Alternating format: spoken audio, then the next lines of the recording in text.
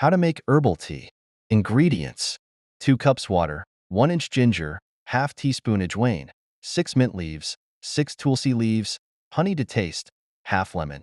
To a mortar and pestle 1 inch ginger, half teaspoon ajwain, 6 nose mint leaves, 6 nose tulsi leaves, crush it well, transfer to a bowl and set aside. Boil 2 cups water in a saucepan. Once it starts to boil, add the crushed mixture. Mix it well. Boil until water reduces to almost half its volume. Switch off, remove from flame. Keep it covered for few seconds so that the flavors nicely seep in the tea. Thanks for watching.